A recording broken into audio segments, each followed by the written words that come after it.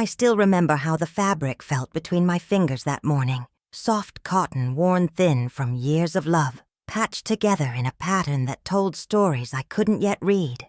I was 12 years old, standing in front of the cracked mirror, in my bedroom, watching as my grandmother's weathered hands adjusted the collar of the dress she had spent weeks making for me.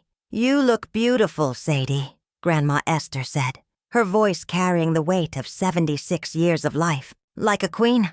I wasn't so sure. The dress wasn't like the ones I'd seen the other girls wearing at Jefferson Middle School. It wasn't store-bought. It didn't have a brand name stitched somewhere visible. It was different. Colorful patches of fabric sewn together with careful stitches, forming a patchwork design that swirled around my knees. "The fall showcase is important, Grandma," I said, trying to keep the worry from my voice. "All the parents will be there, and Principal Whitman, and everyone." My grandmother's reflection appeared behind mine, her brown face mapped with lines that deepened when she smiled. "And they will all see what I see, my beautiful granddaughter, standing tall." I nodded, but the knot in my stomach tightened. I didn't have the heart to tell her that the other kids at Jefferson Middle wouldn't understand this dress. They wouldn't see the love in every stitch. They would only see that it wasn't from the mall. Little did I know, that dress would teach me more about courage and heritage than anything I would ever learn in school. The morning of the fall showcase dawned crisp and bright. The event was a big deal at Jefferson, a chance for students to present projects, artwork, and performances they'd been working on since the beginning of the school year. I had prepared a presentation on civil rights leaders, focusing on women who had made significant contributions. "You ready, baby girl?" my father called from downstairs. Since Mom had passed 3 years ago, he'd been doing his best to fill both roles. Grandma Esther had moved in with us shortly after, claiming she needed our help, but we all knew she had come to help us. "Comin', Dad." I smoothed the dress one final time and took a deep breath. The colorful patchwork swirled around me as I turned, the fabric catching the morning light. For a moment I felt beautiful, just like Grandma had said. Then reality crashed back. I would be the only one dressed like this. "Look at you," Dad said when I came downstairs, his eyes crinkling at the corners. "My little scholar." Grandma Esther beamed beside him. "I told you, Sadie, like a queen." The drive to school was a blur of anxiety and last-minute mental rehearsals of my presentation. When we pulled up to Jefferson Middle, I saw clusters of students and parents already making their way inside. Girls in store-bought dresses, boys in pressed shirts and slacks. "We'll be right there with you," Dad promised, squeezing my hand. "Front row." I nodded, clutching my presentation folder to my chest like armor. "You carry your history with you. Today," Grandma Esther said quietly, touching the sleeve of my dress. "Remember that, Sadie." I didn't understand what she meant then. I was too busy calculating how quickly I could get to Ms. Peterson's classroom without being noticed by too many people. The answer was, not quickly enough. "Oh, my God." Brittany Matthews's voice cut through the hallway chatter like a knife. "What is Sadie wearing?" I froze, my hand still on the classroom doorknob. Brittany was the undisputed queen of the 7th grade, with her perfect blonde hair and designer clothes. Whatever she said became law for our grade. And now, her perfectly glossed lips were curved in a mocking smile, her eyes fixed on my dress. "Is it Halloween already?" she asked loudly. "I didn't get the memo." Laughter rippled through the group of students gathered around her. Heat rushed to my face, burning up my neck and cheeks. I wanted to disappear, to melt into the linoleum floor and seep away through the cracks. "It's traditional," I managed to say, though my voice came out barely above a whisper. "Traditional what? Circus wear?" Brittany's voice dripped with disdain. More laughter. I pushed through the door into Miss Peterson's classroom, hoping to find sanctuary. Instead, I found more stairs. The room was already half full with students, and parents setting up their presentations.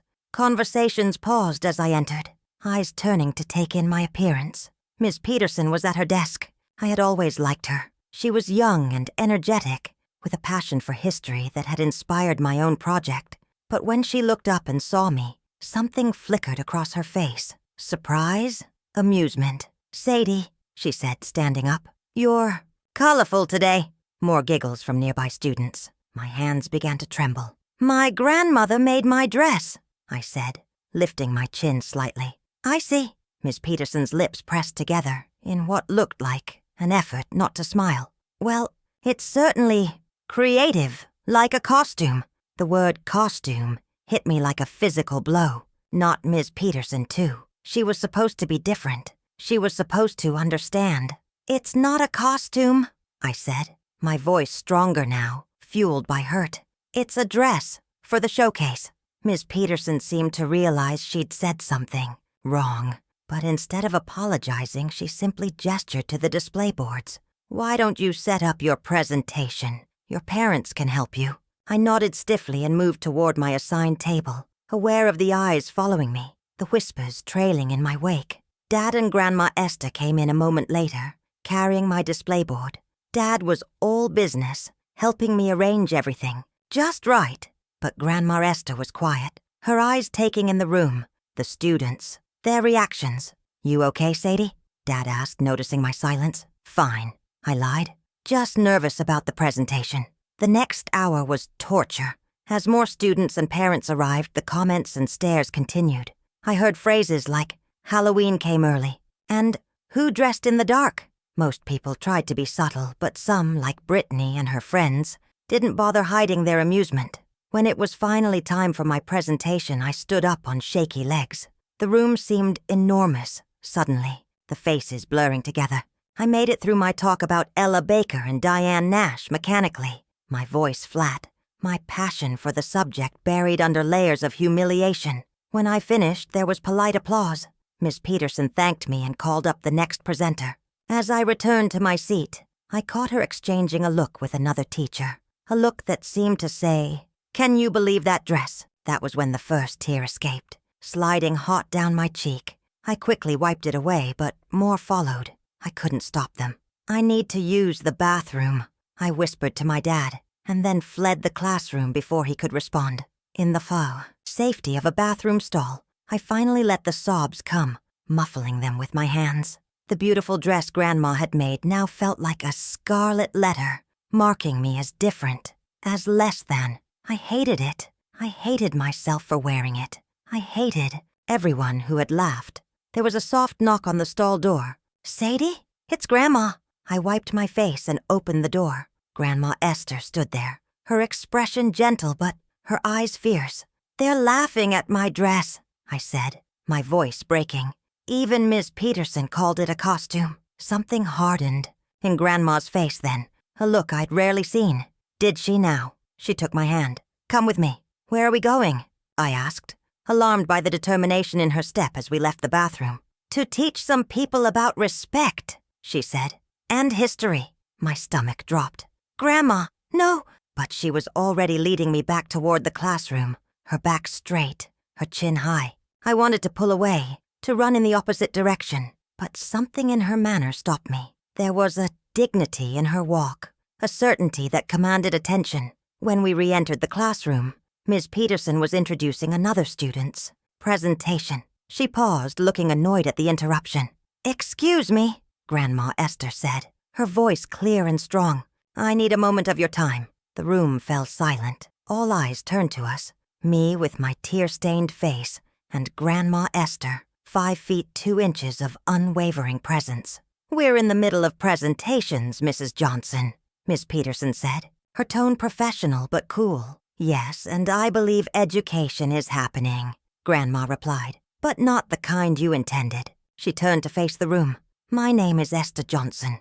I'm Sadie's grandmother, and I made the dress she's wearing today." More silence.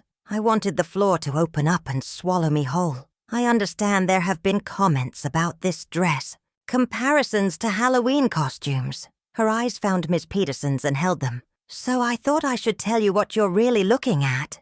Miss Peterson shifted uncomfortably. "Mrs. Johnson, I'm sure there's been a misunderstanding." "No, misunderstanding," Grandma Esther said firmly. "I heard what was said. Now I'd like to be heard." She placed her hand on my shoulder and addressed the room. "This is not a costume. This is a story. Each piece of fabric in this dress has a history." She gently turned me around, pointing to a faded blue patch near the hem.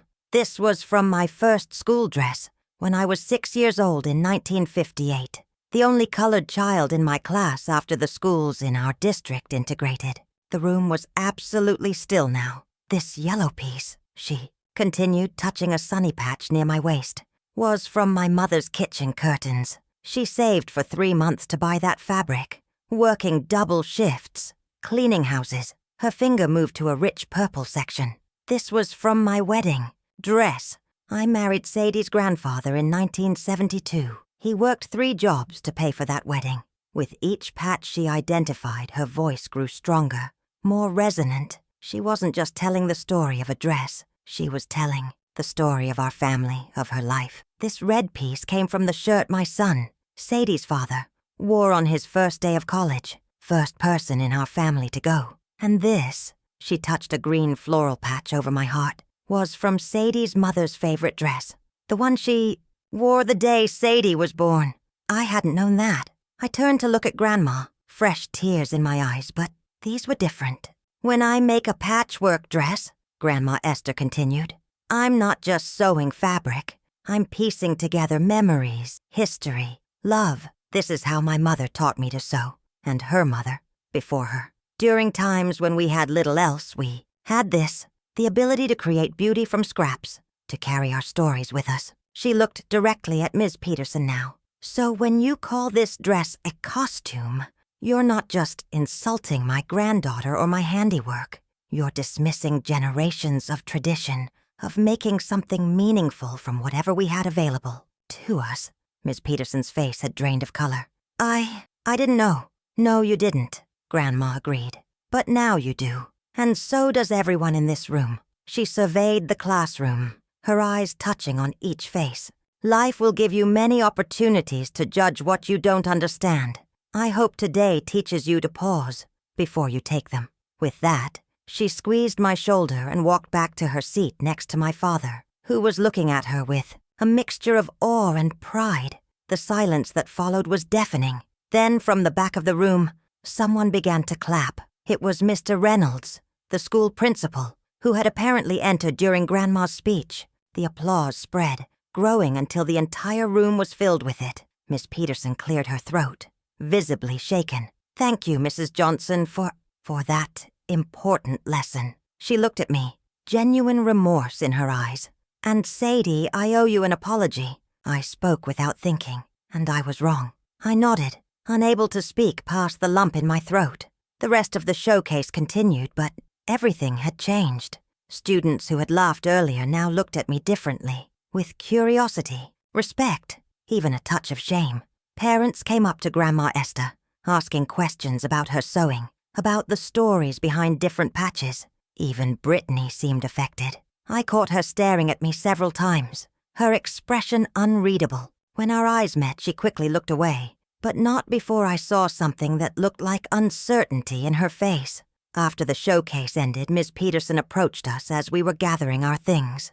Mrs. Johnson, she said, her voice humble, I want to apologize again. What I said was thoughtless and hurtful. Grandma Esther studied her for a moment. Apology accepted. But I'm not the one who was hurt the most.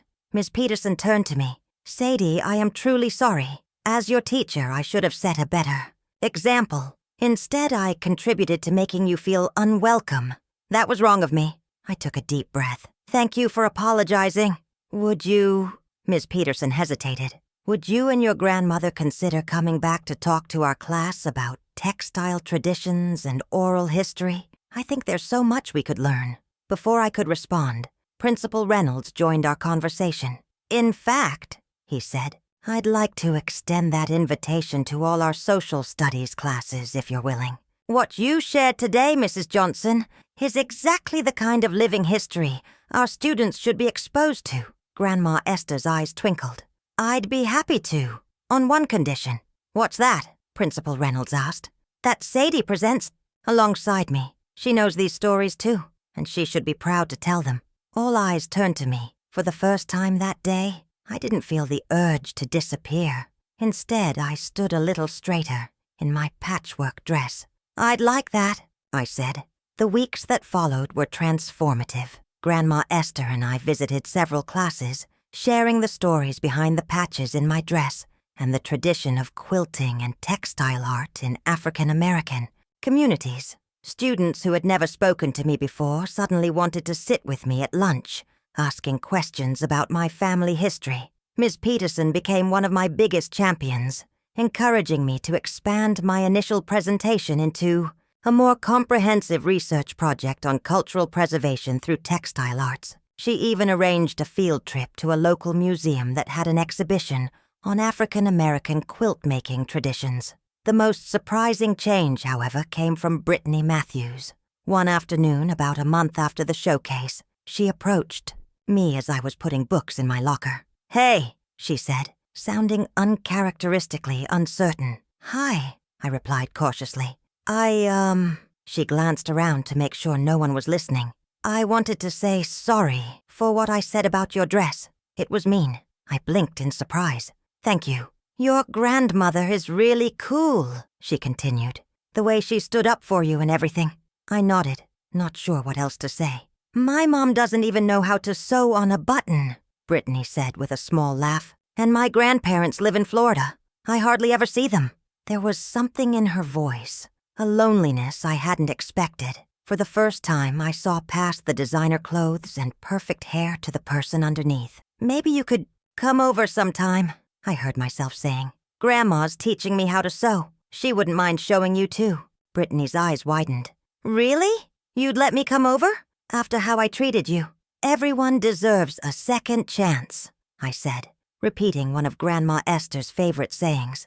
A genuine smile spread across Brittany's face. Not the practiced, picture-perfect one she usually wore, but something more real. I'd like that. 25 years have passed since that day. The patchwork dress hangs in a special place in my closet now, preserved as carefully as a museum artifact. Grandma Esther passed away 10 years ago, but her lessons remain vivid in my memory. I became a history teacher myself, specializing in cultural history and material culture. I bring in textiles, tools, and artifacts to my classroom, teaching my students that history isn't just in books. It's in the objects we create, the traditions we maintain, the stories we pass down. And I still sew. My own daughter wears dresses I've made, some with patches from Grandma Esther's original fabrics, continuing the lineage of stories. Life has a way of coming full circle sometimes. Last month, I was at a teaching conference in Chicago when I spotted a familiar face across the hotel lobby, older now, but unmistakable. "Ms. Peterson?" I called out. She turned, confusion crossing her features before recognition dawned. "Sadie Johnson? Is that you?" We embraced, the years falling away. She looked tired, I noticed. More than just conference exhaustion. "What are you doing these days?" I asked as we found seats in the lobby. "I was teaching until recently," she said, "but I had to take a leave of absence. Health issues." She waved her hand dismissively, but I could see the strain in her face. "What about you?" "I'm teaching history at Douglas High in Atlanta," I told her, "following in your footsteps, in a way." She smiled, but there was sadness behind it. "That's wonderful. I always knew you had a gift for history. After your grandmother's presentation, well, it changed how I taught, to be honest." We talked for nearly an hour. I learned that Ms. Peterson had been diagnosed with cancer 6 months earlier. She'd come to the conference despite her doctor's advice, determined to present her research on innovative teaching methods. "The problem is," she admitted, "I'm not sure I have the energy to actually give the presentation tomorrow. The treatments have been difficult." I felt a surge of empathy. This woman who had once hurt me deeply but had also learned and grown from her mistake was now facing her own struggle. "What time is your presentation?" I asked. "Maybe I could help." Relief washed over her face. "Would you? It's at 10 in the morning. Even if you could just be there for moral support." "I'll do better than that," I promised. "I'll be your assistant. We'll present together." The next morning, I stood beside Ms. Peterson as she delivered her presentation. When her energy flagged, I seamlessly took over, expanding on her points, adding my own experiences. We hadn't rehearsed, but we moved in perfect synchronization, like two patches in a quilt, distinct, yet harmoniously connected. Afterward, as attendees came up to compliment us, Miss Peterson squeezed my hand. "You know," she said quietly, "I've thought about your grandmother's dress countless times over the years. That day taught me the most important lesson of my teaching. Career! That every person and everything carries a story, if only we care enough to listen." I nodded, feeling the continuity of that moment across time. "She would have loved to hear you say that. I have something for you," Miss Peterson said, reaching into her bag. She pulled out a small wrapped package. "I've been carrying this around for years, hoping I might run into you someday." Curious, I unwrapped it to find a beautiful hand-bound journal, its cover made of fabric, a tasteful patchwork of blues and greens. "I took up quilting after meeting your grandmother," Miss Peterson explained. "Nothing as elaborate as what she could do, but it's brought me joy. I thought you might use this to record your own stories for your students, or maybe for your children someday." Tears pricked my eyes as I ran my fingers over the careful stitching. "It's beautiful. Thank you." "No," she said, her eyes sincere. "Thank you for showing me what grace looks like, both then and now." That night in my hotel room, I opened the journal Miss Peterson had given me and began to write. I wrote about the patchwork dress, about Grandma Esther's courage, about learning that our stories are worth telling, even when others might not initially value them. I wrote about forgiveness and growth, about how people can change when given the chance, about how one moment of standing up for yourself can ripple outward in ways you never imagined. As teachers, as parents, as human beings, we sometimes forget the power of our words, how they can wound deeply or heal profoundly. Miss Peterson's thoughtless comment about my dress being a costume had cut me to the quick that day, but her willingness to learn, to apologize, and to change had ultimately turned that painful moment into something transformative. In the years since, I've tried to remember that lesson with my own students. I've tried to see them fully, not just their appearances or achievements, but the complex tapestry of experiences and traditions that make them who they are. Like my grandmother's patchwork dress, we are all made up of many pieces, moments of joy and sorrow, triumph and failure, inheritance and innovation. The beauty lies not in the perfection of each individual piece, but in how they come together to tell our unique story. I sometimes wonder what would have happened if Grandma Esther hadn't stood up that day, if she had simply comforted me in the bathroom and taken me home early. Would I have learned to be proud of my heritage? Would Miss Peterson have expanded her teaching to include living history and material culture? Would Brittany Matthews have glimpsed the emptiness behind her own pursuit of perfection? One act of courage changed the course of many lives that day, not with dramatic flourish, but with simple dignity and truth. Has something like this ever happened to you? Have you ever been judged for something precious that others didn't understand? Or perhaps you've been on the other side, making assumptions about someone based on appearances, only to discover the depth you'd missed. If this story resonates with you, share it with someone who might need to hear it. Perhaps someone who's struggling to embrace what makes them different, or someone who needs a reminder about the power of standing up with dignity rather than lashing out in anger. As for me, I'll continue to wear my own patchwork, literally and figuratively. Next week, I'm visiting Miss Peterson at her home in Chicago. I'm bringing a quilt I've been working on, each square representing a lesson I've learned throughout my teaching career. One square, made from fabric the exact shade of that original patchwork dress, is dedicated to her and to that pivotal day when I learned that our stories matter and that it's never too late to listen, to learn, and to grow. In this complex world where quick judgments are common and deep understanding is rare, perhaps we all need to look more closely at the patchwork of lives around us,